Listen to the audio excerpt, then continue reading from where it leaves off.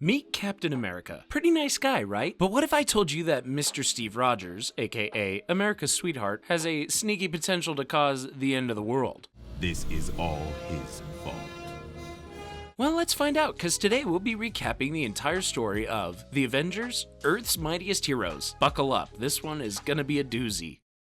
Okay, but first let's talk about our characters. First up is Iron Man, aka Tony Stark, which you may already be familiar with. He's a blunt rich kid who used to be in the weapon making business. He's the CEO and owner of Stark Industries, but he's a good guy now, serving as a vigilante thanks to his high-tech powered armor. Yeah, he's basically Marvel's Batman. Next up is Thor, the god of thunder. And aside from his luscious blonde hair, he's got crazy lightning powers and a hammer named Mjolnir that only he can use. Yep, practically the chosen one. He's the son of Odin and heir to the throne of Asgard, but thanks to his brother Loki, who's always taking over the world, he's always got something going on. We also have the Hulk, a massive green and strong guy who's driven by his anger and desire to smash things. But he's really the alter ego of a simple scientist known as Dr. Bruce Banner. After research on gamma radiation went wrong, Banner awakened the Hulk, so these two share a body. They couldn't be more opposite. Next is the one and only Captain America, and like I said, America's sweetheart. Starting out as the very patriotic and skinny Steve Rogers, he was enhanced to become the ultimate super soldier for World War II. And after becoming the #1 hero against the infamous Red Skull and the terrorist group Hydra, he got crazy popular, alongside his best friend and sidekick Bucky. So in other words, Captain America, a legend among heroes. We also have Dr. Henry Hank Pym and his business partner, Janet Van Dyne, the duo that will become known as Ant-Man and the Wasp, their powers being changing size while retaining their human strength and using an ant and wasp's abilities, and communicating with other insects. Pretty standard but insanely useful. Hank is a major pacifist who only wants to make the world better through science. And even though she loves and appreciates Hank, Jan's the complete opposite. She loves beating up bad guys. We then have the young African prince from Wakanda, known as T'Challa. He's the next in line to become king and the next protector of his tribe, aka the Black Panther. If you've got questions, don't worry, we'll find out more about him soon enough. Besides these heroes, we have an intelligence agency known as SHIELD, the Strategic Homeland Intervention Enforcement and Logistics Division. Yeah, I'm just gonna stick with saying SHIELD. It's run by an intimidating one-eyed Nick Fury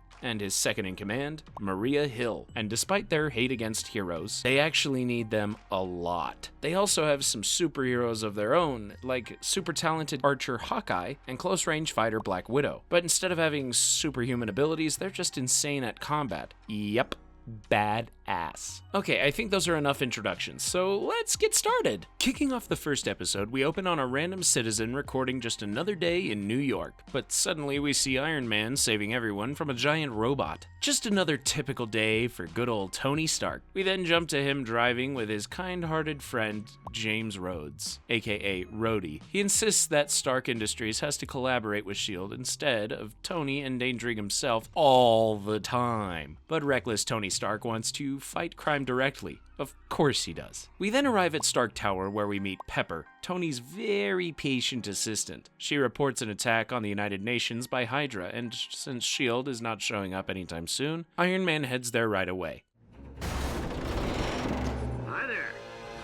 There, he's attacked by Hydra agents and a group of powerful Hydra robots known as Dreadnoughts. And with help from Jarvis, his highly intelligent AI, Tony realizes they're practically indestructible, and they're even using Stark Industries technology. Now, Tony's pissed. During the fight, we see a Hydra agent ready to attack Iron Man, but out of nowhere, another Hydra agent stops him in his tracks. Apparently, he doesn't want Iron Man to die just yet. Weird. Eventually, S.H.I.E.L.D. finally shows up, but instead of attacking Hydra, they're after Iron Man. Yeah, they're not big fans of a vigilante, but after Tony angrily realizes that S.H.I.E.L.D. is also using Stark tech, Tony confronts Fury after the fight. Tony claims that S.H.I.E.L.D. is misusing Stark weapons. And to top it all off, Hydra clearly infiltrated S.H.I.E.L.D. and stole Stark tech for themselves. Isn't S.H.I.E.L.D. supposed to be top-notch? And later, we arrive at the Vault, a highly guarded supervillain prison where Fury delivers the captured Hydra agents and visits prisoner Baron Wolfgang von Strucker, the current and old-ass leader of Hydra. And remember that one Hydra agent that saved Iron Man? Yeah, he turns out to be a Hydra cyborg known as the Grim Reaper, sent to free Strucker and deliver his life-sucking arm implant. I swear I'm not making this stuff up. Thankfully though, Fury single-handedly stops and apprehends both the Reaper and Strucker. Whew, that was close. And by the end of the episode, Fury reveals that there are a total of 4 highly protected supervillain prisons like the Vault. The 4th one is super secret. In the next episode, we open on some random villains wanting to steal a gamma energy emitter from Stark Industries. After a group of ENTs arrive on the scene, led by the brave paramedic Jane Foster, Thor shows up and beats the hell out of these villains. And afterwards, Thor catches feelings for Jane. Ooh. But he's interrupted by a call from his buddy Heimdall, urging Thor to return to Asgard. Asgard is under siege.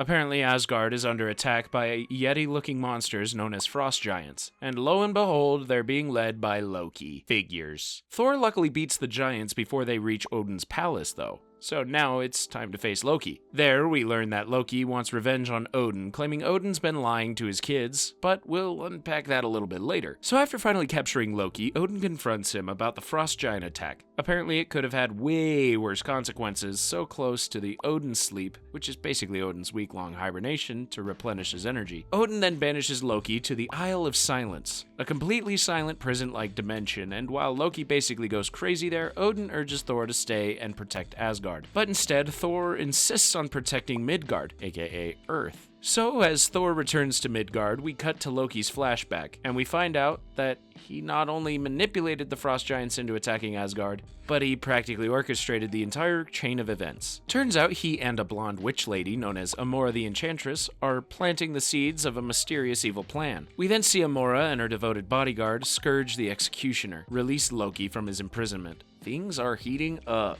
In the next episode, we open on a lonely hooded guy entering Las Vegas. And after being chased by a cop, we see that he's got some serious problems controlling his emotions. We then see a military tank entering the city, and they clearly are after the hooded guy, aka Bruce Banner. And the leader of this operation is none other than a mustachioed old asso named General Ross. Yeah, you'll hate him much more later. Later on, at a diner, Banner meets Karl Crusher Creel, a powerful villain known as the Absorption Man. He's able to absorb and use any material he wants. Yep, highly dangerous. He's also an ex-convict from S.H.I.E.L.D's second prison known as the Cube, a prison only for villains enhanced by gamma radiation. And as an expert on the subject, Banner wants more info on the Cube, fearing the prisoners will be used as S.H.I.E.L.D. weapons. But Creel couldn't give a crap about Banner's intentions, so naturally he attacks Banner, and this pretty quickly triggers Banner's transformation into the Incredible Hulk. But their fights get cut short as they're both suddenly attacked by Ross and his men. And speaking of interruptions, 2 S.H.I.E.L.D. agents show up at the scene, Hawkeye and Black Widow looking to take down Hulk. Ross gets butthurt for S.H.I.E.L.D. taking over his mission, so he sends a frickin' missile towards the middle of the battle, but Hulk manages to block it, later saving S.H.I.E.L.D.'s aircraft. See, the Hulk isn't so bad. Too bad these people don't think so. So after capturing him, S.H.I.E.L.D. sends Hulk back to the Cube. There, Leonard Samson, Banner's scientist buddy, insists that there's a cure for Banner, but Banner knows there's something fishy going on at the Cube. There, Hawkeye also pays a visit to Banner, realizing the Hulk is not all that bad. Banner then shares his theory of S.H.I.E.L.D. wanting gamma monsters as weapons, and later Hawkeye captures Black Widow, sneaking into a room, stealing Hulk's blood sample. Now Hawkeye definitely needs answers. So he digs through S.H.I.E.L.D.'s files, realizing Black Widow's reports are mysteriously on another network, and after getting access, he learns that Black Widow is actually a spy, about to deliver Hulk's DNA to Hydra. When Hawkeye confronts her at the drop-off, she gaslights everyone, convincing everyone Hawkeye is the real spy. Damn, she's sneaky. In the next episode, we open on a mysterious figure watching old footage from the 40s. There, we learn about the tale of Captain America. And apparently, Captain America and Bucky one day pulled off an insane attack on Hydra. Back when Strucker was young and Red Skull ran the organization, and back in the day, Red Skull apparently had some crazy experimental weapons up his sleeve. Yeah, that sounds about right. And inside Hydra's fortress, Cap and Bucky learned of Hydra wanting to use the gem warfare and monster attacks to win World War II. There, they also found out that Red Skull was opening a gateway into the Bifrost, aka the Rainbow Bridge, leading to Asgard. But before Red Skull could summon a terrifying frost giant, Captain America and Bucky beat his ass. And luckily, Bucky and Captain America destroyed the portal, causing the fortress to collapse. Unfortunately, though, Red Skull got away, so Cap ordered Bucky to secure the fortress while he went after Red Skull. But like the good friend Bucky is, he accompanied Cap anyway. However, Red Skull's escape turned out to be a trap, as Red Skull ejected from his aircraft, leaving Bucky and Captain America with an active bomb. Oh jeez! And after Bucky's foot got stuck, he pushed Captain America off, saving him from the blast. This led Cap to fall and freeze deep in the ocean. So of course everyone believed that they were dead, officially considering them American heroes. Back in the present day though, we officially meet the mysterious figure watching Cap's footage. His name is Kang the Conqueror, ruler of Earth during the 41st century. Crazy, huh? But apparently his world literally is collapsing.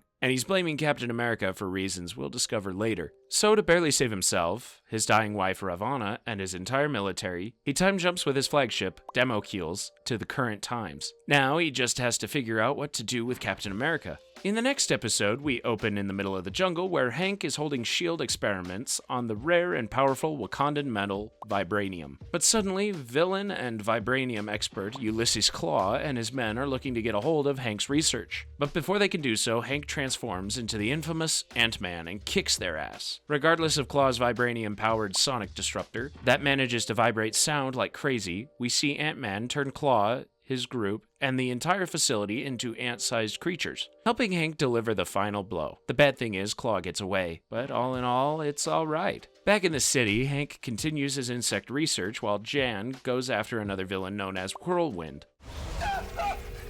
And after Ant-Man arrives as backup, he urges her to stop fighting, explaining that violence is never the answer. But after Jan defeats Whirlwind, she makes him realize that they can help way more people this way. We then jump to the Big House, another S.H.I.E.L.D. prison that, thanks to Ant-Man's powers, is small as hell. It mainly serves as a rehabilitation center for prisoners, or at least that's what Hank hopes it is. And Whirlwind is the newest resident. Afterwards, Fury tries recruiting both Ant-Man and the Wasp as official S.H.I.E.L.D. agents. But again, Hank is not about violence. We then cut to Whirlwind struggling to adapt to the Big House. There, he talks to a fellow villain known as Mad Thinker, who assures him that things are bound to work their way.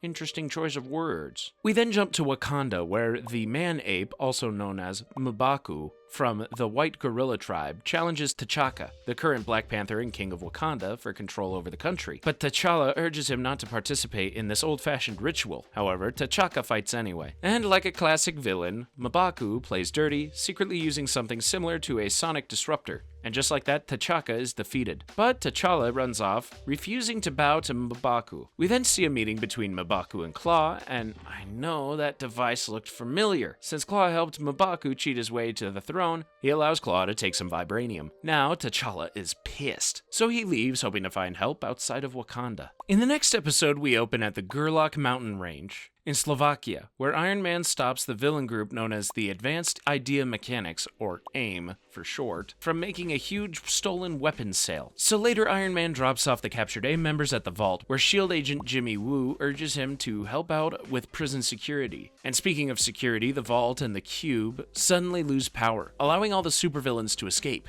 Yikes. And with the S.H.I.E.L.D. helicarrier also suddenly under attack, everything starts going wrong. Even Leonard ends up getting exposed to gamma radiation, turning him into Zax, an electric monster. Literally. Thanks to all the prisoners going loose, though, Hawkeye thankfully manages to escape too, and while everyone else tries containing the prisoners, Fury is freaking out about the fourth and most secret prison, the Raft, where a mysterious bearded guy is ready to bust out. As Hulk defeats Zax and escapes with an unconscious Leonard, the Cube's supervillains, led by a massive green-headed Samuel Stearns, aka the leader, stay behind. Pretty suspicious. Remember that bearded guy? Yeah, he's out, and his name is Graviton, aka everyone's worst nightmare. In the next episode, we open 10 years earlier, where Fury authorizes clean-cut scientist Franklin Hall to make super soldiers for S.H.I.E.L.D. But when Hall's experiments went wrong, he ended up getting the power to control gravity itself, hence the name Graviton. And now that he's out of prison, Graviton wants his revenge on Nick Fury. Thankfully though, all of our heroes start teaming up against him. And speaking of teaming up, Banner makes a deal with the Hulk. Since Banner wants the Hulk to act like a superhero, he agrees to give Hulk total ownership of his body. Well, what's fair is fair. And Hulk proves to be a badass hero, helping Thor, Iron Man, Ant-Man, and the Wasp defeat Graviton. After that crazy showcase, Fury urges them to join S.H.I.E.L.D., but Iron Man doesn't exactly trust him yet. So he suggests making their own team, and that's how the Avengers Avengers are born. Later, it's revealed that the person responsible for the breakout wasn't Graviton or the other villains. It's a mystery, meaning there is a much bigger threat out there. In the next episode, the Avengers make their first group appearance out on the streets of New York. And speaking of first appearances, that night, T'Challa finally makes it to the city. The next morning, Tony and Pepper gather all the Avengers to their new hideout, which is pretty much a decked-out mansion Tony calls the Avengers Mansion, with high-tech sublevels and everything. There, the Avengers agree that their top priority is to recapture all of the villains from the breakout. But suddenly Banner starts planting it out inside the Hulk, saying that the Avengers are just gonna lock him up again.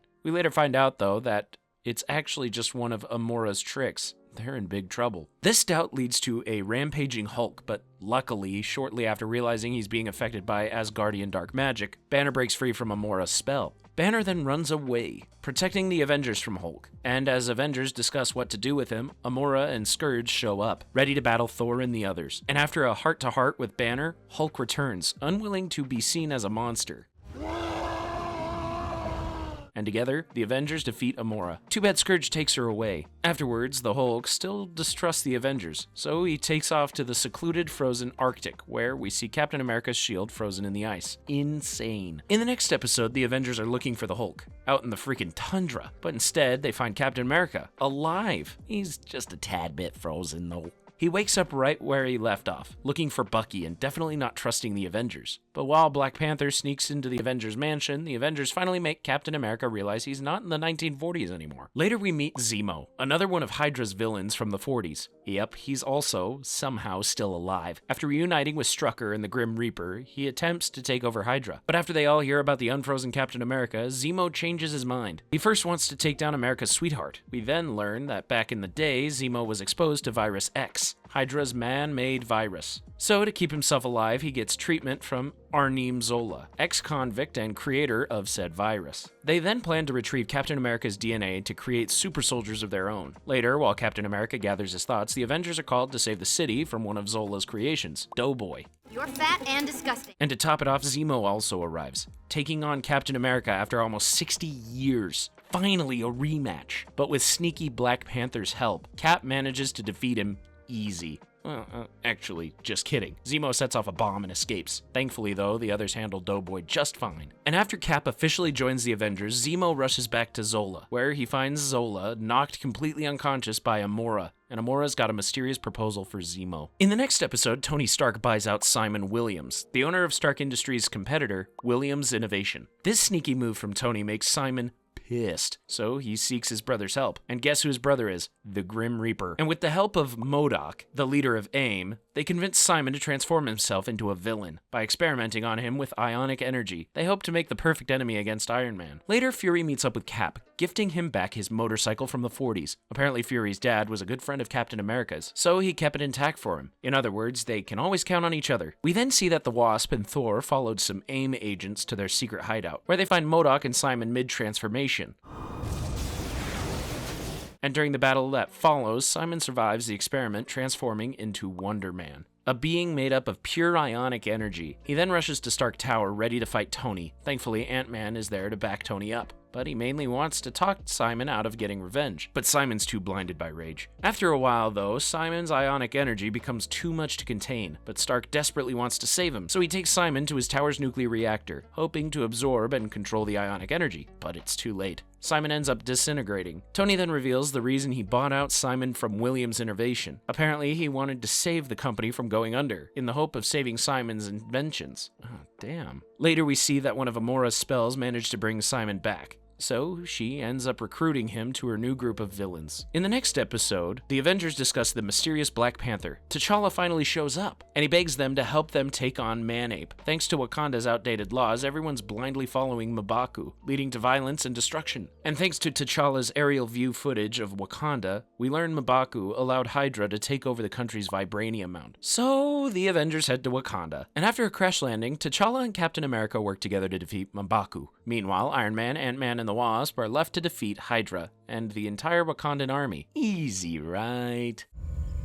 Okay, maybe a little problem. Not exactly. And when M'Baku finally gets word that Wakanda is being invaded, things start to heat up. After Iron Man, Ant-Man, and the Wasp face Hydra at the Vibranium Mound, Claw insists they stop the battle. If the vibranium absorbs too much energy, half of Africa could explode. But since no one freaking cares, Claw accidentally gets tossed onto the mound and immediately transforms into a supersonic sound monster. And of course, this gives the Grim Reaper a window to escape. Meanwhile, T'Challa challenges M'Baku to a deal. But with Cap as backup, T'Challa wins and finally takes back his kingdom. And after the Avengers heroically defeat Claw once and for all, T'Challa modernizes the laws of Wakanda and accepts becoming a full-time Avenger. In the next episode, the Avengers are on a high-speed chase against Hawkeye, who's still technically a traitor. S.H.I.E.L.D. interrupts the chase, though, as they need the Avengers for something bigger. Turns out the cube is under supervillain control. Do you remember when the leaders group basically made it their hideout? Yeah, well, they're using it to spread gamma radiation, and according to Leonard, who's now practically a super soldier, the gamma radiation mutates whoever's caught up in it. So S.H.I.E.L.D. wants the Avengers to go in and defeat these guys before it gets out of control. So the Avengers and some S.H.I.E.L.D. agents put on Leonard's anti-radiation suits and head out. Once inside, they face off against the leader's villains. And because of the extra gamma radiation, they're even more powerful. They even managed to rip apart the Wasp's suit, exposing her and transforming her into a monster. And to top it all off, anyone who's exposed to the gamma rays falls under the leader's control. Later, we see that Hawkeye finally found and captured Black Widow, ready to take her ass to the Avengers. As the Avengers manage to destroy the gamma ray generator, everyone finally goes back to normal. No more monsters. Unfortunately, though, this was only the beginning. The leader escapes and activates a second generator, and this one covers an entire nearby city. In the next episode, we see the aftermath of the leader's second generator, turning average citizens and the Avengers into monsters. The only one not affected, of course, is Thor, thanks to his god powers, obviously. Too bad he gets taken down early, though. The leader then sends out a message sharing his desire for the world domination. After seeing this, Hawkeye realizes that the Hulk is their last hope. And thanks to her S.H.I.E.L.D. intel, Black Widow reveals that the Hulk is somewhere in Canada. So off he goes, leaving Black Widow tied up. Of course, though, Black Widow ends up escaping. And while Thor awakens and faces the leader's henchmen, Hawkeye finds the Hulk and takes him back to fight the leader. Back in the city, the leader tries to convince the Hulk to join the dark side. But thankfully, he's actually got morals, so with the Hulk's help, Thor and Hawkeye defeat all the gamma monsters and destroy the gamma ray generator. And since the leader's brain was connected to the generator, his freaking head almost explodes. I was creating the perfect world. Afterwards, the Avengers make Hawkeye and the Hulk official members. Nice. And while on the topic of new members, Abomination, one of the leader's villains, is also recruited by Amora and Zemo. Damn, their group just keeps getting bigger and bigger. In the next episode, Amora and her new teammates, known as the Masters of Evil, take over the Avengers mansion after knocking out the Wasp, Iron Man, the Hulk, and Captain America. Let's not forget Thor, too. Good news is Black Panther and Hawkeye are safe, so they plan to take back their hideout. And while Amora and Zemo hold the other Avengers captive in Hank's lab, Black Panther and Hawkeye sneak in and attack with everything they've got. But it turns out they were just a distraction, as Ant-Man comes out of nowhere with some snazzy gadgets. The trio ends up freeing the rest of the Avengers, making the Masters of Evil run away, for now. And even though this was a pretty simple fight, the Avengers can't help but wonder what the Masters of Evil were after. Later, back in their evil hideout, Amora communicates with the true mastermind behind this group, and it's none other than Loki. Of course he is. In the next episode, Ant-Man and the Wasp arrive at a S.H.I.E.L.D. research base run by their dear friend Major Carol Danvers and her lab partner Dr. Philip Lawson. Turns out they've discovered an unidentified object heading straight for Earth, and after it crash lands out in the forest, Carol, Ant-Man, and the Wasp go to check it out. And there they realize it's nothing more than a violent-ass alien robot known as a Sentry drone. Oh man, perfect for Ant-Man the Pacifist. As it attacks the base, we realize that Lawson was actually an undercover alien the entire time. His real name is Genericis Hallison Marvell, and he's the pus commander of the Kree Void Science Navy. Yeah, I'm just gonna stick with calling him Marvell. And even though he's from the robot's planet, he actually doesn't want to hurt anybody. He's looking to stop the Sentry drone, but regardless, the Sentry drone ends up blowing up the base's power core. Thankfully, though, Marvell rushes everyone to safety. Later, as Carol recovers, Marvell reveals to the Avengers that his civilization, known as the Kree, is kinda at war with another alien race known as the Skrulls. And since Earth has valuable resources, the Sentry drone was sent to kill the entire human population using something called a negabomb. Marvell then promises to help humanity as he's become fascinated with its potential. So with his help, he and the Avengers look to disarm the negabomb. But during the attack on the Sentry drone, the group triggers a message from Marvell's boss, Yonrog, who really couldn't give a crap about humanity. And despite the hero's efforts, the negabomb goes off anyway, and since Marvell has little time to deactivate it, he, Thor, and Iron Man basically throw it out into space. Perfect solution. Back on Earth, the Avengers recover from the fight, and since he's grown fond of them, Mar-Vell promises to return to his people and plead for Earth's safety. But he assures the Avengers that the Kree will most likely be back. Oh, and thanks to the Sentry drone blasting the previous power core, Carol seems to have been granted powers. Why is the ceiling so low? Crazy, huh? In the next episode, Hawkeye interrupts a deal between MODOK and the Grim Reaper to finish his search for Black Widow. Retreat! Retreat! But Hawkeye's meddling basically screws up one of S.H.I.E.L.D.'s missions, so Fury is pissed. And surprisingly, Iron Man backs up Fury, urging Hawkeye to leave his Black Widow grudge behind. But of course, Hawkeye will not let go, so with the help of Black Panther, Cap, and his old buddy from S.H.I.E.L.D., Bobby Morse, codenamed Mockingbird, Hawkeye heads to find Black Widow. So after letting himself and Mockingbird be captured by Hydra, Cap and Black Panther secretly follow to Strucker's hideout. The bad news is, they eventually lose track of Hawkeye and Mockingbird's location. Great. So they call other Avengers for backup. Luckily though, Captain America and Black Panther eventually manage to find Hydra Island, where they join Hawkeye and Mockingbird fighting against Hydra. In the middle of the battle, Black Widow sneaks out with Strucker. But then Hawkeye catches up, Strucker fights back, almost killing Hawkeye in the process. Out of nowhere, Black Widow unexpectedly knocks out Strucker. Maybe she feels a little guilty for betraying him. And as S.H.I.E.L.D. finally arrives to help, the Avengers and Mockingbird manage to escape, even though Black Widow ran away. They captured the Reaper instead. Hey, a win is a win. But Fury is still pissed that the Avengers screwed up what could have been a successful S.H.I.E.L.D. mission. Oh well. Oh, and remember that business deal between A.I.M and Hydra?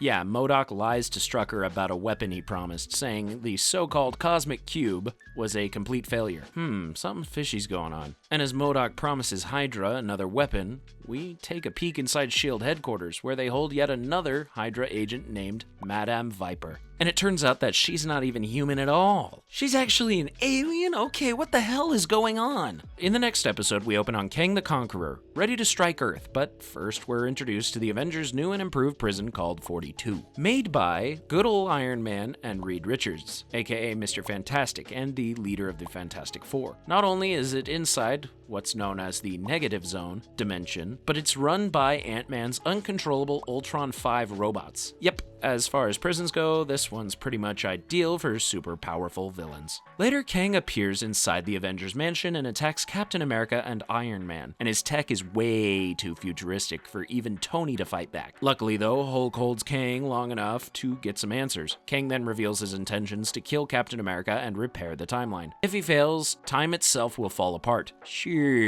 So to prove this, Kang transports the Avengers to the future, where humanity is completely wiped out. Apparently, this was all caused by the battle between the Skrulls and the Kree. Yep, the aliens Mar-Vell was talking about. And Kang is convinced it's Captain America's fault. So to fix things, he plans to conquer Earth right here and now, in our current time period. That way, he can save humanity and still be the ruler of Earth. But of course, this is not the best solution. So, after Iron Man miraculously figures out the tech behind Kang's time-traveling chair, he returns everyone back to the present. There, they manage to defeat Kang.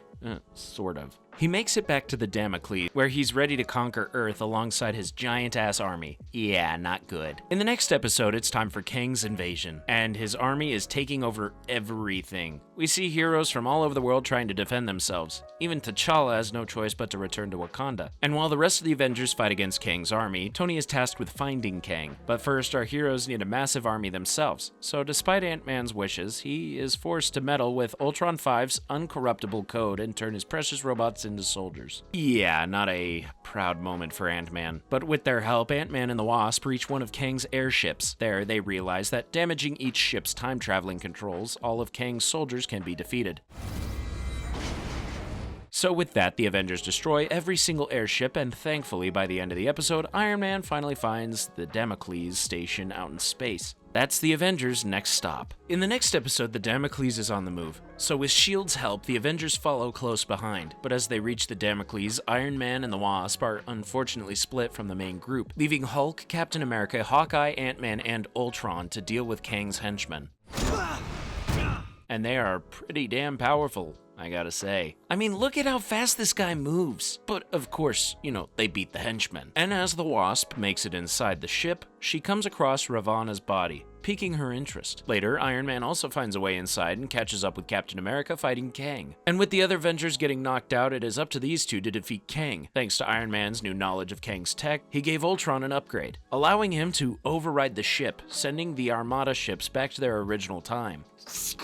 But before sending the Damocles back to the 41st century, the Wasp comes in, revealing that all of this war is based on an act of love. Yeah, that's right. Apparently, ever since their time jump, she's been hanging on to dear life. So if they return to the future, she's gonna die for sure. After forcing Kang to stand down, the Avengers not only stop the invasion, but Ant-Man and Mr. Fantastic take on the challenge of saving Ravonna. I mean, she kinda deserves to live after all this. And while Iron Man and Captain America finally put Kang in jail, Kang continues to warn them about Cap one day destroying the world. I guess we'll just have to see what happens, though. In the next episode, we open on a group of men traveling through the Arctic, and they are led by the mysterious Malekith the Accursed, aka the Master of the Hounds. The group makes it inside a cave where they find a small treasure chest known as the Casket of Ancient Winters. We then find out that Malekith is a dark elf, employed by Loki and Amora to obtain the Casket of Ancient Winters. And it may not look like much, but after double-crossing Amora, Malekith uses the chest to release the eternal winter, known as the Infinite Cold of Niflheim. And it doesn't just freeze everything in sight, it spreads horrifying ice creatures all throughout the globe. Damn! To stop this, the Avengers have to find Malekith and close the casket, once and for all. Thankfully, they pretty quickly trace the source of the eternal winter all the way to Norway. So while Black Panther, Iron Man, and Thor take off, the others stay behind to defend the city from ice creatures. Find the others. We need... As Thor, Black Panther, and Iron Man finally track down Malekith, he reveals that his one true goal is to make Midgard the new home of the Dark Elves. Yeah, that's not gonna happen. So the Avengers give him the fight of his life. Malekith responds by sending out his massive hounds after them. Thankfully though, Thor reveals that iron can actually be used to weaken and defeat Malekith and his dogs. Sounds like the perfect job for Iron Man. But it turns out that his armor actually doesn't have a lot of iron in it. So by combining the power of Thor's lightning and Tony's armor, they manage to close the casket and win against Malekith. But with all the ice melting, Amora and Scourge, who were stuck in a block of ice, managed to make a run for it, snatching the casket for themselves. Thor tries going after them, but as he tries entering the portal to Asgard, he's literally blocked from entering. In other words, he's been officially locked out of Asgard. In the next episode, Black Widow shows up at the Avengers mansion out of nowhere. She reveals that she was a double agent, pretending to be a traitor to infiltrate Hydra, but the only one who knew about it was Fury. Yeah, sounds like something he'd do. Since he's not responding to her calls though, she decides to ask the Avengers for help. Do you remember the cosmic cube A.I.M was making for Hydra? Yeah, it turns out A.I.M finished the project, and its purpose is to actually change reality itself. Sounds fake, not gonna lie, but fake or not, they gotta retrieve it. Especially since Hydra wants to change the outcome of World War II. We then jump to the Avengers intervening during a Hydra and A.I.M battle for the Cosmic Cube. There, Iron Man and the Wasp run into Hill, who's apparently replacing Fury as the director of S.H.I.E.L.D. And since she hates the Avengers' guts, she lets Hydra and A.I.M go, focusing on getting the Avengers. Yikes! Meanwhile, MODOK and Strucker fight over control of the Cosmic Cube. Thankfully though, Hawkeye shoots Tiny Ant-Man into battle, preventing Strucker from reaching the Cosmic Cube, but his dreadnoughts turn out to be a big problem for Ant-Man. Luckily, Captain America shows up as backup, but this unfortunately doesn't slow down Strucker. This leads both Strucker and Cap to reach for the Cosmic Cube, and despite Strucker wishing to change the past with it, nothing happens. I guess it's actually impossible to change reality. Phew, that was close. Despite the Avengers' heroic efforts, Hill still doesn't trust them. Yeah, she's gonna keep going after them, and since Fury is nowhere to be found, Black Widow has no other choice but to go back into hiding. In the next episode, the Avengers fight against the villain group called the Serpent Society, and since they have a few hostages, Iron Man is ready to attack. But of course, Ant-Man, the pacifist, wants to talk things out. But of course, the Serpent Society refuses, claiming they've received orders from their boss, Madame Viper, yeah, the one who's currently captured by S.H.I.E.L.D. How the hell did she even get a message out? But anyway, Ant-Man's non-violent attempts just end up getting poor Hawkeye hurt, and after dealing with constant violence with the Avengers, Ant-Man ends up quitting the team. Honestly, I didn't see that coming. Oh, and back at the Avengers mansion, Hulk and Black Panther captured other villains, who also got messages from a mysterious source. These people seem to be connected somehow. And before Ant-Man can leave the mansion, to everyone's surprise, Ultron gets violent himself, knocking out Ant-Man and overriding Jarvis. Apparently, ever since Ant-Man changed his code, Ultron's gonna make his goal of world peace happen, no matter what, even if it means taking down the Avengers. Funny enough, though, there's one person he cannot touch, the Wasp. Since his code was based on Ant-Man's brain, he's basically been programmed to not hurt her. Well, at least there's that. Oh, and it turns out that Ultron was actually the one who sent out those mysterious messages to those random villain groups. Apparently, he needed to distract the Avengers to update his code. And since that's done, he can actually hurt and kill people now. Even Thor. Yep, that's the end of the God of Thunder. So to stop this madman robot, Ant-Man and Iron Man come up with a plan to take Ultron down. And the only way to do this is for Ant-Man to be violent himself. So with Hulk's help, they finally rip apart Ultron. Bit by bit. Yeah, it's pretty intense, and later Iron Man urges Ant-Man to dismantle the other Ultron 5 robots. But still, Ant-Man can't shake feeling guilty for Thor's death. Speaking of Thor though, it turns out he's actually still alive. Apparently Amora used one of her spells to bring him back, putting him in a trance and making him fall for her. Yeesh. And to top it all off, we see that despite Ultron being dismantled, his program is still alive. Oh, here we go. In the next episode, Ultron is officially back, and he's basically taking over the world, and we see a bunch of military centers getting hacked by Ultron 6, otherwise known as Ultron's even more violent version of himself, and after also taking over the Iron Man armors, Ultron starts attacking the Avengers mansion. Meanwhile, Thor finally snaps out of Amora's love trance, but she urges him to stay, and he's pretty much dead if he returns to Earth. And you can go die with it. Whatever the hell that means. But of course, Thor goes off to protect Midgard. So as Ant-Man figures out a way to fix and shut down evil Ultron, Ultron takes over the S.H.I.E.L.D. helicarrier. And after using Hill's passwords, Ultron is seconds away from detonating all of S.H.I.E.L.D.'s missiles and destroying humanity. But as Thor finally makes his miraculous return, the Avengers have a good shot as Iron Man and Hill figure out how to override Ultron's missile command. Tiny Ant-Man manages to sneak inside Ultron's body, looking to deactivate it, sort of. He uploads a new logic system into Ultron, making him realize that since he's based on a person, Hank Pym, Ultron is technically part of the problem. And like a miracle, Iron Man also stops the missiles just in time. But even though everything's good now, Ant-Man is still feeling guilty. In the next episode, we open on the hella loud Norm Queen Carnilla, and she's immediately being turned into stone by the villain Grey Gargoyle and the Masters of Evil. Seems like they've recruited a whole lot more villains now, and apparently they're looking for the infamous Norm Stones. We'll find out more about them later, but it's clear Amora has something up her sleeve. Later we see that Iron Man and Black Panther built a device that can open a wormhole, leading Thor back to Asgard, but this portal sounds a little too familiar to the one Red Skull tried to open in episode 4. Yeah, probably not the best idea, at least in the wrong hands. We then cut to Ant-Man, who's officially quitting the Avengers. Apparently he's too scared of creating another Ultron scenario. Later, the Avengers further talk about the Asgard portal versus the one Hydra had in the past, and according to Thor, there are a total of 9 realms. And they're all interconnected by a supposed tree of life called Yggdrasil. And apparently, Midgard, aka Earth, is the center of them all. So different locations on Earth can basically serve as gateways to the other 7. Yeah, pretty cool. So while the Avengers plan to use one of these locations to get Thor back home, they detect energy flares through all 7. Clearly someone else found out about these locations. So each Avenger heads out, each going to these 7 gateways. And apparently these 7 locations not only each have Norm Stones, but there's a member of the Masters of Evil waiting for them. As Thor finds Amora and Zemo at one of the locations, we learn that the Norm Stones are not actually supposed to be in Midgard. Turns out Amora plans to use them and basically break the barrier between Earth and Asgard. Yeah, that's not good. And since the Avengers are all split up, they struggle against the Masters of Evil. Even Thor falls captive. Thankfully, though, Ant-Man joins the Wasp just in time to see that these stones are actually opening portals to the other 8 realms, allowing a whole bunch of other creatures on Earth.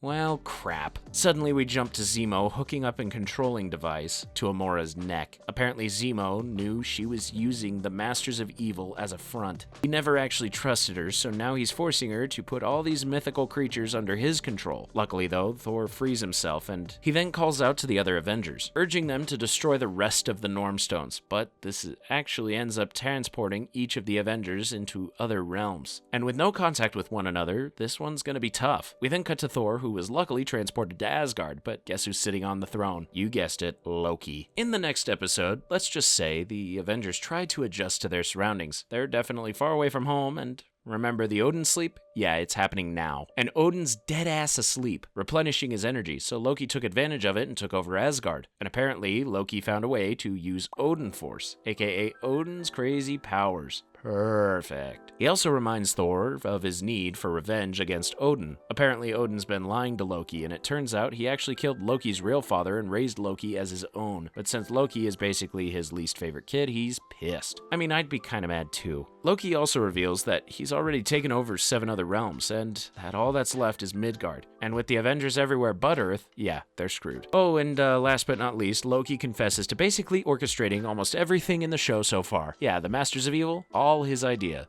Figures. Thankfully, though, we find out that every realm alongside the Asgardian Valkyries, aka a group of female badass warriors, is clearly against Loki, so they team up with the Avengers to defeat his ass. And to send off the first season, this episode opens with the Avengers working alongside the other realms, but they gotta get back to Asgard real quick before Loki chops off Thor's head. Yeah, you heard that right. Captain America, though, is stuck in a realm of Niflheim, basically the underworld, where he meets Hela, the goddess of death. Spooky. And since she's the only one who can get Cap to Asgard, they strike a deal. If he dies during the battle, Captain America's soul will be hers forever. Simple enough. Later, all the Avengers finally make it to Asgard, where Loki forces them to fight Horfin, who appears to be a huge ice wolf. Thankfully, though, it's a quick fight. So they move to Loki, who, thanks to Odin Force, is actually a pretty powerful enemy. He even goes as far as destroying Captain America's shield. But with help from the dwarves of Nidavellir, Iron Man managed to construct an even more powerful armor. Pretty sick, I gotta be honest. This allows the Avengers to set Thor free, and afterwards he's ready to kick Loki's ass. Meanwhile, Ant-Man, Hawkeye, and Black Panther are tasked to figure out how to control the portals opened by the Tree of Life. But as Loki overuses the hell out of Odin Force, Ant-Man is forced to rip out the Tree of Life, forcing Odin to awake. And with Odin sleep over, Loki loses all Odin Force. Hell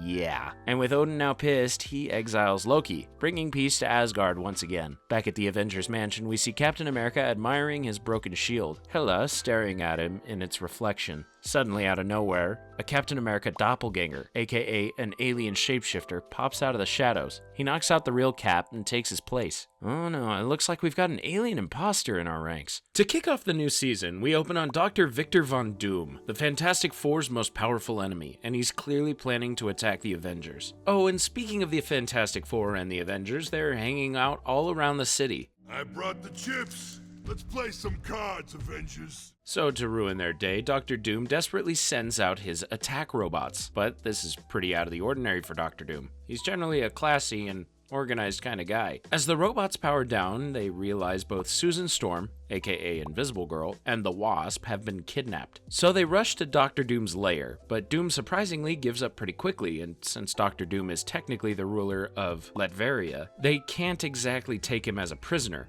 So the Avengers and Fantastic Four head out. We then later find out that Doom actually realized that the good ol' Invisible Girl is actually one of those alien doppelgangers, similar to Captain America's. I have so many questions. In the next episode, we open on A.I.M attempting to transport Technovore, one of MODOK's inventions. Apparently, A.I.M's new leader, the Supreme, is planning to use it against Tony Stark. Meanwhile, at Stark Tower, Tony and Pepper talk business as Rhodey, Cap, and Black Panther plan to move Tony's armors to the Avengers Mansion. And later, Tony also meets up with Hill, who urges him to join S.H.I.E.L.D. yet again. Apparently, she believes that the Avengers are just crazy vigilantes who need way more rules. But knowing Tony Stark, he declines the invitation. Suddenly, A.I.M surrounds the building, creating a dead zone. Nothing can get in or out. And after taking Pepper hostage, the Technovore is programmed to attack Tony's arc reactor in his chest. Perfect. While that's going on, the Supreme plans to download all of Stark Industries files and later blow up the building's even larger arc reactor. Thankfully, though, Pepper alerts Tony, so he and Hill rush to protect the reactor. Oh, and to back them up, Rhodey puts on his own Iron Man armor, known as War Machine, to fight alongside Cap and Black Panther. You know, that's pretty badass if you ask me. Eventually, everyone, including Technovore, reaches the reactor, but since the Technovore is programmed to eat whatever energy flows out of any arc reactor, Tony overfeeds it using the building's reactor. This, thankfully, causes the Technovore to blow up. Score! And after they help free Pepper from A.I.M, it's mission accomplished once again,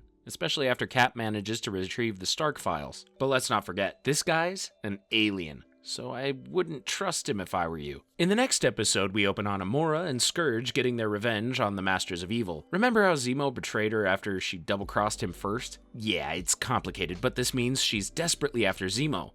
Where is Zemo?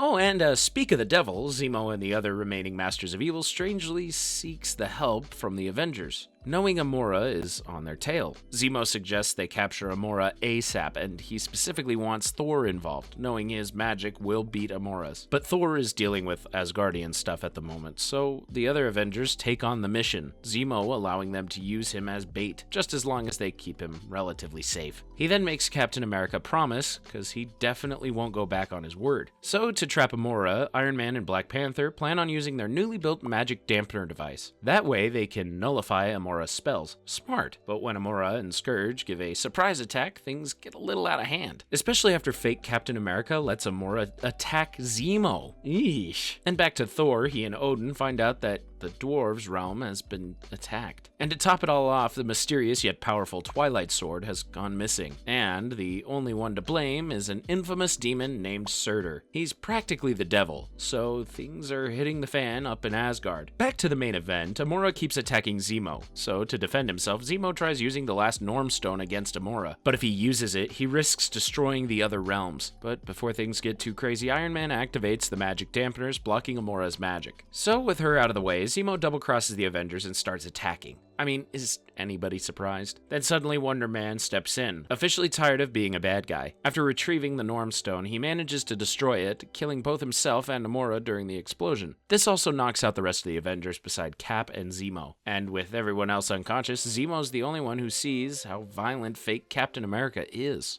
He even goes as far as kicking the hell out of Zemo. Damn! Too bad the other Avengers didn't see. And guess what? After the explosion, Amora apparently was saved and summoned by Surtur. Looks like she's got a new boss. In the next episode, we open on the Damocles, and it's now been repurposed to house the new alien research agency known as SWORD. And it's led by good old Carol Devers and a Men in Black character named Henry Gyrick. And speaking of aliens, remember how Mar-Vell tried to get the Kree to accept humanity? Well, he failed. So now the Kree have invaded Earth. Surrender or be destroyed. But this time, the Kree bring an even bigger adversary, a giant alien known as Grand Accuser, also known as Ronan. Thankfully, though, SWORD has a worthy adversary, Miss Marvel, aka Carol Danvers. Yep, she's finally putting her new powers to work, but despite her powers, she's no match for Ronan. The Kree then urge humanity to surrender or suffer the consequences, and that's when the Avengers finally show up. Instead of being diplomatic, though, fake Captain America picks a fight, obviously. But Mar-Vell begs them to surrender, as Earth will definitely not survive the Kree invasion. But of course, the heroes keep resisting, so Ronan gives the official call to destroy humanity. Thankfully, though, SWORD member Abigail Brand and a super smart Kree prisoner managed to block Ronan's communication with the main Kree ship. Whew, that was close. And after imprisoning Ronan and Mar-Vell, Iron Man officially makes Miss Marvel an Avenger, allowing her to also keep her role as a SWORD member. But later, Mar-Vell continues to warn them about the Kree. Apparently, after today, humanity represents an even bigger threat than the Kree expected, so they'll fight back for sure. And to make things worse, we then catch up with fake Captain America, who's finally confirmed to be a Skrull. And after contacting his boss, they plan to speed up their plans against Earth. In the next episode, Ant-Man picks up the last of his things from the Avengers mansion, and he's taking his entire lab with him. But after Ant-Man learns that his tech and suit were stolen by a petty thief, he's gotta be a hero one last time. Especially since the thief could wreak havoc with his shrinking device. But instead of going after the thief himself, Ant-Man hires Luke Cage and Iron Fist, lower-level heroes who like to keep their powers on the down low. And thanks to Cage's unbreakable skin and Iron Fist's powerful and agile punch, they find the thief in no time. Unfortunately, though, the thief ends up running away. Of course he does. But thanks to Hank's tracking device, they find the thief again, and this time Hank realizes that it's none other than Scott Lang, the maintenance guy who used to work at one of his labs. And it turns out that Lang's not evil at all. Apparently, in the past, he got involved with some bad guys to pay for his daughter's medical bills, but since his psychotic ex-crime partner, Cross,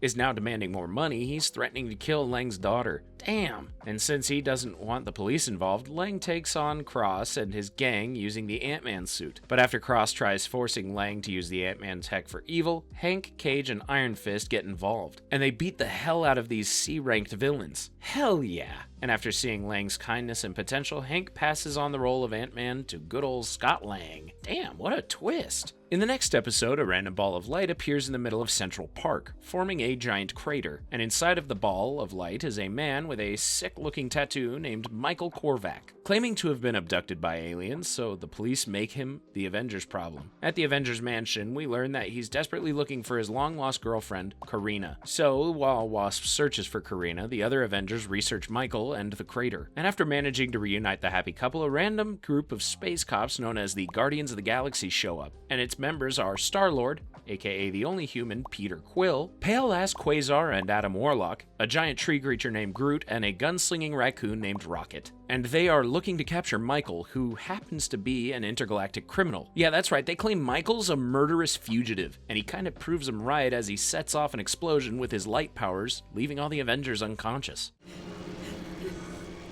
After waking up, the Avengers and the Guardians team up to capture Michael inside Adam's soul gem, a dimensional space only he controls. Later, we learn that Michael was actually a human experiment of the Kree, and after escaping, he's been killing everyone he considers a threat against him and Karina. Despite his efforts, though, Karina can't forgive him, considering him a complete monster. Ouch. So with that, Michael ends up disappearing from this plane of existence. Yeah, I barely know what that means myself, but it's clear here that there are a lot more mysteries out there in the galaxy. In the next episode, it's the middle of the night, and Hill is awakened by Mockingbird and Fury. Yep, he's finally back and apparently has a new look. Fury warns Hill about the Skrulls infiltrating basically every major group, creating perfect doppelgangers. So in other words, Hill should be careful who she trusts. And technically, Fury's taking a huge gamble in giving her his research. What if she's an alien too? Anyway, after one of Fury's trusted S.H.I.E.L.D. agents, Quake, triggers a villain rampage throughout the city, the Avengers go on to investigate. But before Iron Man gets to the scene, he's captured by Black Widow, who drags him straight to Fury. Fury then explains that thanks to Mockingbird's research and evidence, they've learned that Skrulls are master shapeshifters, and he's convinced one of the Avengers is a doppelganger. Geez, finally someone's talking about this. This confuses the hell out of Tony, making him suspect everyone. So in classic Iron Man fashion, he confronts his team directly, but this just leads to a fight and an inevitable breakup of the Avengers. Yep, tragic, I know. Thankfully though, the only ones who manage to stick together are Hawkeye, Hulk, Wasp, and of course, Captain America. Damn, this fake Captain America should get an Oscar.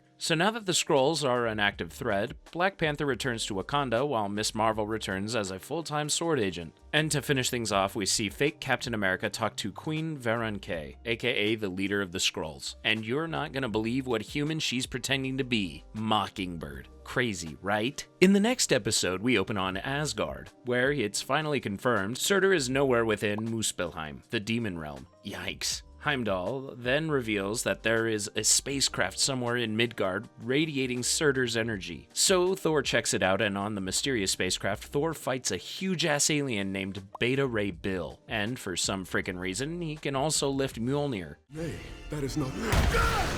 I did not see this coming. In the middle of the fight, Odin transports both Bill and Thor back to Asgard, where Bill reveals that Surtur actually blew up their home planet of Corbin, forcing the entire Corbinite population to flee, and now they're left to travel the galaxy in search of a new home. And Bill was chosen as their only protector. So after realizing that Bill's actually a pretty good guy, having also been chosen by Mjolnir, Thor decides to help him out for a bit. Even the dwarves make a new hammer for him, called Stormbreaker. And with that, Thor, the leader of the Valkyries, and Bill return to his ship, aka Scuttlebutt. Yep, that's its name. And after Scuttlebutt falls under attack, they encounter Amora, who's now become the fiery demon queen controlled by Surtur against her will. But even after defeating her and snapping out of her new master's spell, Amora returns to Surtur. But hey, at least Bill and the Corbinites are safe for now. Looks like Thor made a new ally. In the next episode, General Ross and Leonard are summoned by S.H.I.E.L.D. Apparently Ross desperately wants S.H.I.E.L.D.'s sample of the Hulk's DNA, wanting to make super soldiers of his own. But of course, Hill denies this request, and later we see someone else is after Hulk's blood.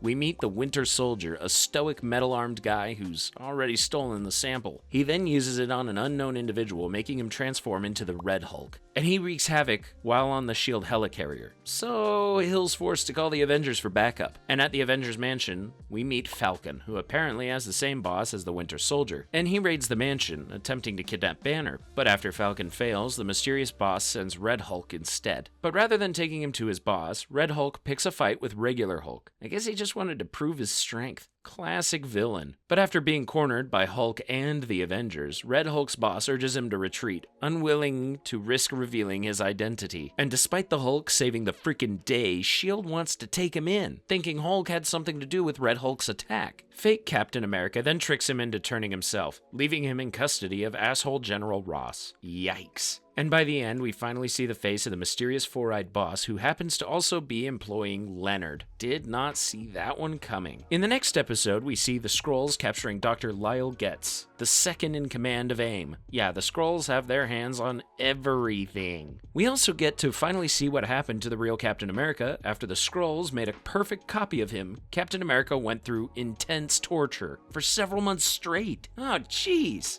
But no matter what they did, no one could break America's sweetheart. One day, luckily, he managed to escape, taking his torturers hostage. That's where he runs into the real Madame Viper, and they decide to team up, forcing the torturer to confess the Skrulls' motives. Apparently, a long time ago, a space god known as Galactus ended up devouring their home planet Skrullos, and later, a prophecy foretold that they'd eventually make Earth their new home, no matter if they had to enslave or even kill all of humanity.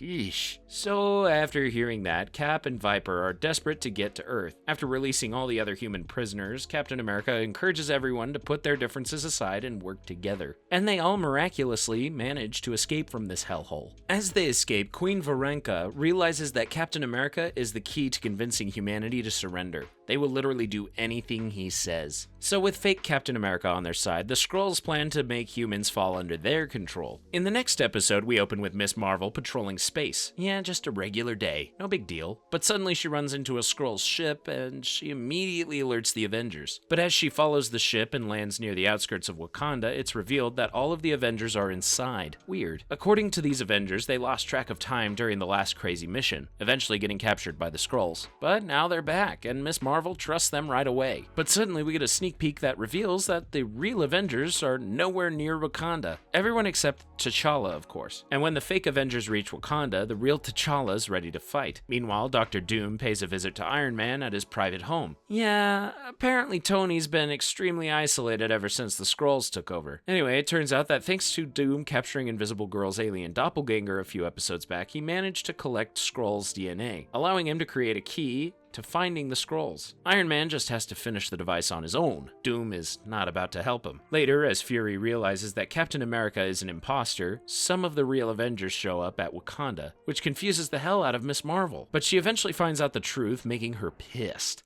Oh yeah.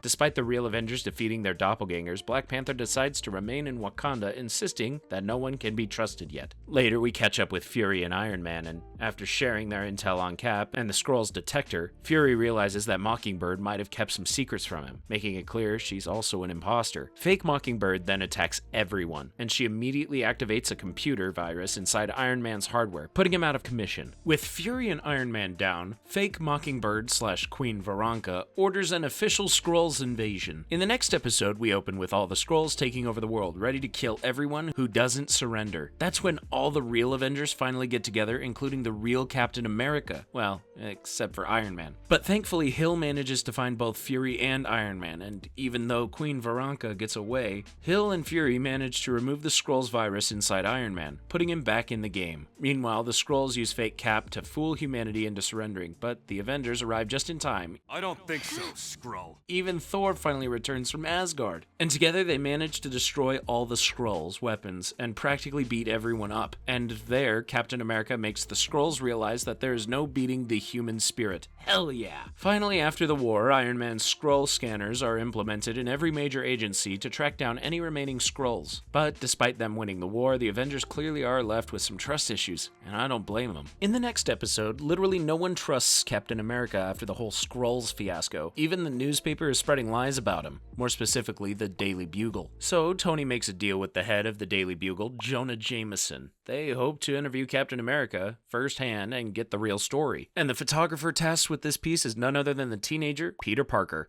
But Cap is a busy man, having to transfer Viper to a high-security prison in the middle of the interview, so Parker and the reporter are forced to come along. But with their luck, they're all suddenly attacked by the Serpent Society trying to free Viper. We then see Parker sneak away and turn into the one and only Spider-Man, a young hero who, as the name suggests, can do everything a spider can, obviously. But this fight gets way out of hand as our heroes, Viper, and a few civilians end up trapped underground. And despite Cap and Spider-Man trying to get them out before the tunnel collapses, the civilians still don't trust them. Damn, tough crowd. This makes Spider-Man a little pissed, but Cap explains that the truth will come out eventually. In the meantime, they gotta keep being heroes no matter what. While remaining underground, the Serpent Society shows up again, so Cap and Spider-Man work their asses off to keep the citizens safe. And after seeing their efforts, the powerless civilians even try protecting our heroes, attempting to throw rocks at the serpents. That's actually pretty nice. Unfortunately though, the Serpent Society gets away, but thankfully the other Avengers arrive to save everyone from the tunnel.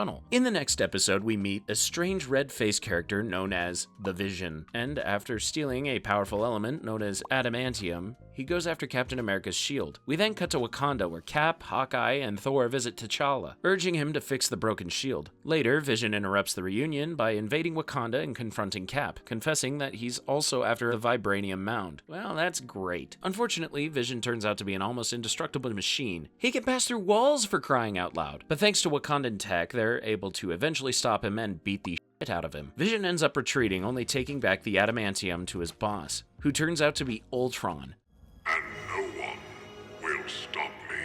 Looks like Ultron is planning his revenge. In the next episode, we see Amora paying a visit to Loki, serving his lifelong sentence. Now that she's way more powerful as the Demon Queen, she gives Loki a second chance at revenge. And to do so, she casts a spell against the Avengers, taking away all of their powers. Avengers Assemble. Yeah, they're weaklings now. But thankfully, Amora's spell will disappear once the Avengers learn true humility. Loki takes his chances though, as he allows Amora to transfer his soul into a giant-ass robot warrior vessel known as the Destroyer. And after arriving at Midgard, Loki shows off his new massive strength. Yeah, the Avengers are seriously screwed. But if there's one thing we know about the Avengers, it's that they never give up. And after fighting with everything they've got, the Avengers learn a valuable lesson. Even with no powers, they can win against evil, as long as they've got an unbreakable spirit. And after learning their lesson, the Avengers get their powers back, which leads them to beat the crap out of the Destroyer. This forces Loki's soul to be transferred back to his eternal prison, and even though he failed, this was all apparently a part of Amora's and Surtur's plan. In the next episode, while delivering a few more villains to Prison 42, the leader starts going crazy, claiming there's a mysterious threat coming from the negative zone. As the power goes out, weird-looking alien bugs start attacking the prison in swarms, way more than the Avengers can take. So to prevent them from reaching the door to Earth, they force some of the prisoners to help out. We then meet the ruler of the alien bugs, Annihilus, who's apparently surrounded by a protective energy field, preventing our heroes from landing a hit. Thankfully though, the leader manages to use the prison's computer to disrupt his shield. This creates the perfect window for our heroes to attack. This forces Annihilus and his alien bugs to retreat, leaving the prison in shambles. Well, at least we learned something today. Seems like the negative zone is more of a mystery than we thought. In the next episode, Miss Marvel strangely encounters an evil robotic version of Iron Man. We then learn that Vision and Ultron are replacing the Avengers with Ultron's emotionless synthezoids, aka exact replicas of the Avengers. But weirdly enough, Vision starts hesitating and feeling guilty after he ends up hurting the Wasp. I did not mean error.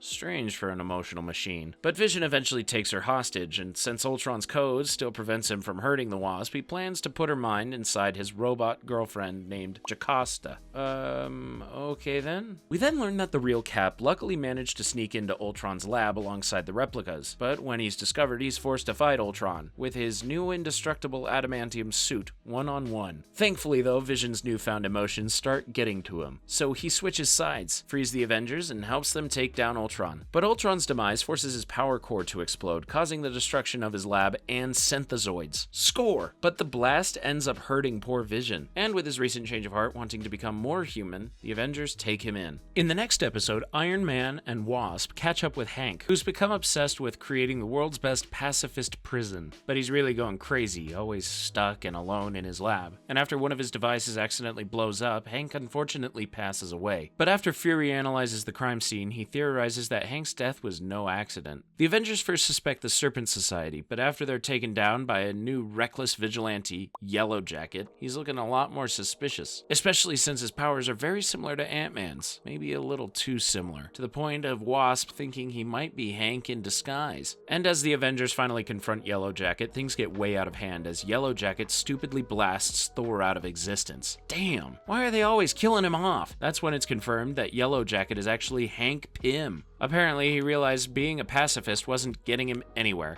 so he pulled a 360 and made himself a bit too aggressive and reckless. But after Iron Man tries attacking him, Yellowjacket's gun blast accidentally sends the Avenger into another universe. Well, miniverse to be exact. Looks like Yellowjacket's gun sends things into a miniature prison of his design, which means Thor is alive, but not for long, as the prison has a huge error. It's shrinking by the minute, but Hank's new Yellowjacket personality prevents him from figuring out a way out. After the Wasp snaps Hank out of his dumb Yellowjacket personality, Hank and Tony team up to create an explosion that allows them to escape. Despite everything, though, Hank refuses to be like his old pacifist self, and this makes Iron Man hesitate about letting him become an Avenger again. But Wasp convinces him to keep him on. In the next episode, Iron Man finishes up Vision's repairs. The last thing he's got to do is basically shut down a reboot for 30 days. When he wakes up, though, Vision finds out that Iron Man practically took over the world using his armors to patrol New York City. Yep, Tony's an emperor of sorts. So Vision investigates this random-ass turn of events, and after rebooting Jarvis, he finds out that Iron Man, via Stark Industries, built a satellite that gave free agency to the entire world. This eventually opened the door for Tony to take over the world, and everyone approved blindly. Yeah, this doesn't sound right. Later, Captain America finds and attacks Vision, but Vision reminds him of his old,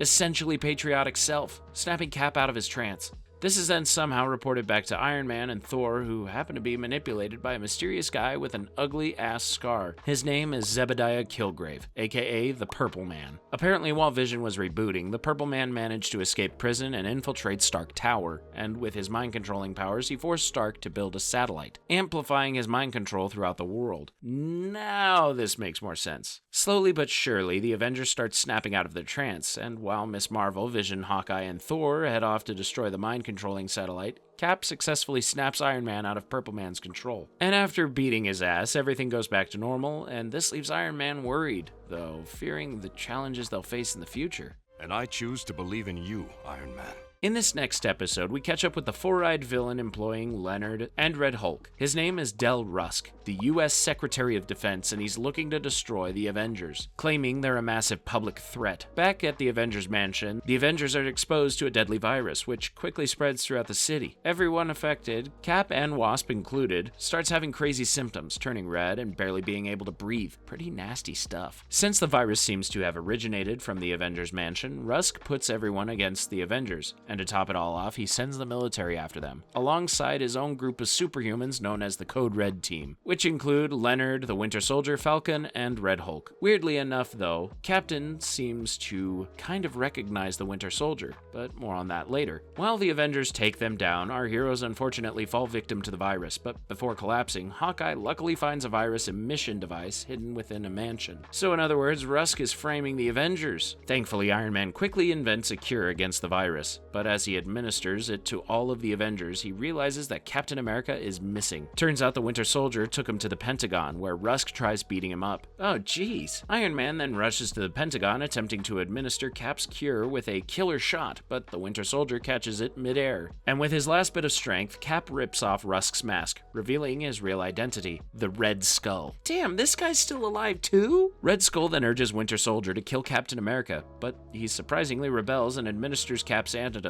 And with Cap all better, he beats the crap out of Red Skull. Afterwards, Captain America tries checking up on Winter Soldier, but of course he disappears, and speaking of disappearing, the only member of Code Red Team not captured was Red Hulk. Oh well, at least Rusk's identity was exposed, cleaning up the Avengers rep. In the next episode, we see the Winter Soldier returning to the original Hydra base. There, he finds a giant-ass Hydra robot awakening out of nowhere. Oh boy. We then cut to the boat where Red Skull's being held captive by Captain America, and Red Skull keeps taunting him, refusing to reveal Winter Soldier's identity. But suddenly the Hydra robot arrives and attacks the boat, allowing Red Skull to escape, and like a classic villain, he leaves Cap a message. the sleepers have awakened, whatever the hell that means. We then learn that a sleeper is the name of Hydra's giant robot, and trust me, there's more where that came from. So the Avengers have to stop him. Fast. But first, Cap wants to find Winter Soldier, as he might be the key behind Red Skull's plans. So with Fury's help, they head out, and according to Fury, the only intel they've got on the Winter Soldier is that he's basically the sneakiest evil soldier in the world, behind lots of different tragedies. So if he's working for Hydra, he's even more dangerous. Cap and Fury track him to another Hydra base in the Appalachian Mountains, home of yet another rampaging sleeper. And after the Winter Soldier and Cap team up to take it down, it's revealed that Winter Soldier is actually Bucky. That's right, his sidekick from the 40s. Apparently falling into the ocean all those years ago, he was captured by Red Skull, and he turned Bucky into a heartless soldier with a sick metal arm. But now he's done following Red Skull's orders. Thank goodness. Bucky then reveals that the sleepers were Red Skull's backup plan to take over the world, and suddenly we see that Skull's mega sleeper awakens in the middle of Washington, D.C. Thankfully, the Avengers are there, but this robot is incredibly dangerous, and it's about to blast the Capitol into oblivion. So Bucky and Captain America arrive and try defeating it from the inside, and luckily Bucky manages to fry the machine as Cap beats the crap out of Red Skull. And after capturing Red Skull, Cap insists on Bucky staying. We can set things right with the Avengers. But Bucky decides to go out on his own, wanting to make up for all of his wrongs. In the next episode, the Avengers finally have official orders from the President to release the Hulk. It's about damn time, but after being trapped for so frickin' long by the asshole General Ross, Hulk immediately goes into a rampage and escapes. Yeah, it's a big problem. So the Avengers head out to find him, hoping to catch him before Ross does. Meanwhile, Banner tries reasoning with the Hulk, convincing him that the Avengers mean no harm. But apparently something is manipulating and enraging the Hulk a lot more than usual. And after restraining him by force doesn't work, Cap simply tries reasoning with him. But of course, they're interrupted by Red Hulk, showing up out of nowhere, mind you. And after knocking out regular Hulk and putting him in custody of the military, Red Hulk surprisingly volunteers to take the Hulk's place as an Avenger. And to prove his benevolence, he does all kinds of good deeds throughout the week, gaining public approval. Hell, I'll kill you. I know. We'll prove your innocence. But this is all a little too suspicious if you ask me. And since he's also concerned, Captain America attempts to find Red Hulk's true identity, but first he wants to release Hulk one more time. He and the Wasp then arrive at the prison, realizing that the Hulk has an implant connected to his brain. Apparently Ross inserted a high-frequency device that increases Hulk's rage. You know, I knew something was up. So after destroying the device, Red Hulk and the other Avengers arrive, looking to stop Hulk's release. But after figuring out that Red Hulk has somehow been controlling Hulk's high-frequency device, the Avengers go after him instead. And as Red Hulk endangers more and more civilians during their battle, Iron Man activates a safety procedure he had implanted on Red Hulk's Avengers keycard. Guess Iron Man never trusted him either. This causes Red Hulk to reveal his true form, General Ross. Turns out he wanted to frame the Hulk to become this replacement. What an asshole. And now that it's all over, the Avengers want Hulk to rejoin the team. Instead, Hulk wants to take a break for a while, but he promises to always be a call away. In the next episode, while the Avengers monitor Kang the Conqueror, time suddenly stops, and he's visited by the Council of Kangs, which is basically a group of Kangs from all different timelines. They explain that the Avengers have been beaten literally everywhere. Everywhere but here, of course. And apparently this could affect the Kang's rule across all the other timelines, so they urge Kang to defeat the Avengers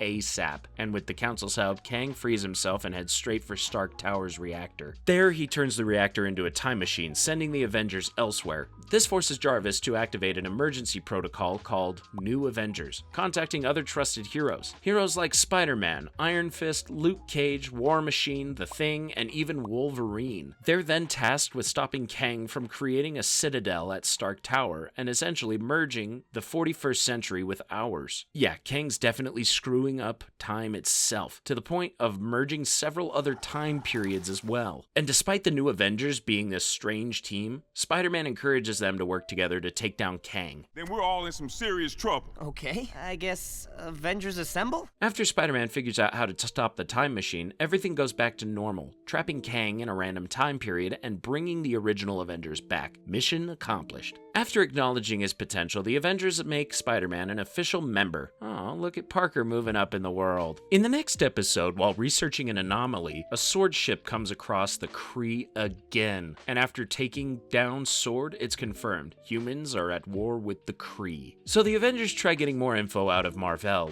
Apparently, the Kree want to open a wormhole right next to the sun to help them travel through the universe. But opening a wormhole so close to the sun could make it frickin' explode, so the Avengers and Mar-Vell gotta update their ships and move out before it's too late. I'm still shocked that humanity hasn't made it past your moon. We're working on it. But before they can take off, the Avengers are attacked by the Kree, looking to free Ronan. But since they gotta quickly stop the wormhole, Yellowjacket and Brand stay behind and take on Ronan's soldiers. As the Avengers reach the sun and the defeated sword ship, they are immediately attacked by the Kree. So the Avengers split up. Some go against the Kree while the others head to the sword ship. Aboard the ship, they see the captain still alive. But you know what's also there? A Kree sentry. Yep, one of those killer robots. But Black Panther comes in clutch and uses the ship's teleportation system to get rid of it. Nice. Meanwhile, the Kree commander goes up against the Avengers, and even though he's quickly defeated, it's too late. They've already opened the wormhole. Meanwhile, as Yellowjacket tries stopping Ronan from escaping, the Kree plant a bomb aboard the prison, and it's sure to blow up all of New York City, so Yellowjacket heads out to stop the bomb, letting Ronan escape. Back in space, the Avengers come up with a plan to destroy the wormhole from the inside. But to do it, they gotta anchor the Avengers Quinjet, their badass aircraft, to the sword ship's retractor beam. And after a blast screws up the ship's controls, someone's got to stay behind to control the beam. In this case, T'Challa. But as the sword ship loses control and is about to crash into the sun, T'Challa sacrifices himself to keep the Quinjet anchored. Cap tries saving him. But remember how Kang warned everyone that he'd cause the end of the world? If he were to save T'Challa, he'd never reach the wormhole in time, proving Kang's prediction. So, with a heavy heart, the Avengers leave T'Challa and heroically destroy the wormhole. But on the other side of the wormhole is the entire Kree military. Holy crap! In the next episode, the Avengers face off against the Kree military, but the Quinjet gets destroyed pretty much right away. So they crash land on their home planet, Hala. Then, the Avengers unfortunately get split up. And with their luck, Mar-Vell, Cap, Wasp, Miss Marvel, Thor, and the sword ship captain are captured and sent to the floating head, Supermore, the super intelligence computer that rules over the Kree. Mar-Vell then tries negotiating with Supermore, saying that humanity has great evolutionary potential, something that the Kree definitely lack. And Supermore surprisingly agrees, but instead of letting them go, Supermore plans to keep them as Kree test subjects.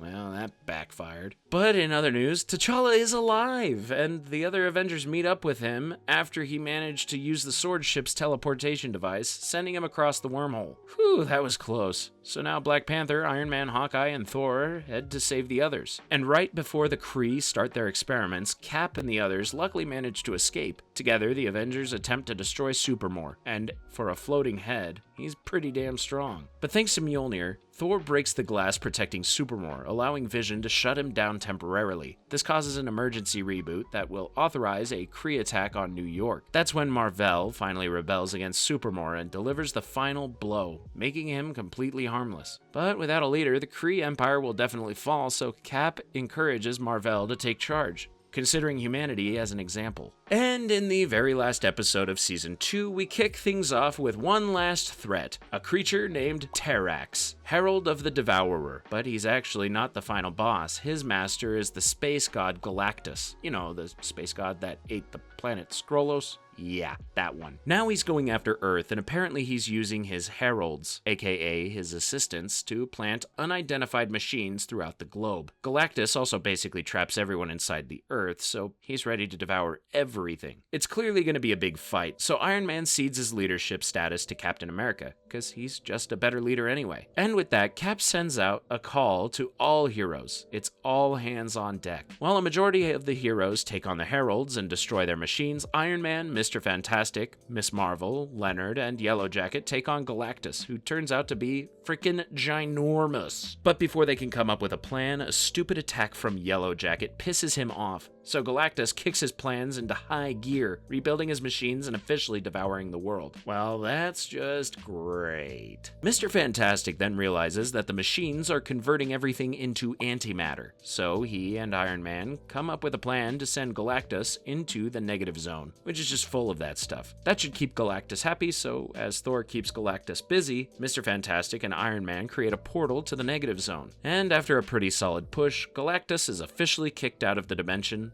forever. And with that, the world will finally remember the Avengers as literally the best heroes ever. Well, there you have it. The entire story of the Avengers, Earth's Mightiest Heroes. But I gotta say, I wish I'd seen more of that Surtur storyline. Anybody else? Feel free to like, subscribe, comment, do all those other awesome things you people do. Check out some of those videos. We've got them listed right here. And I'll see you in the next one.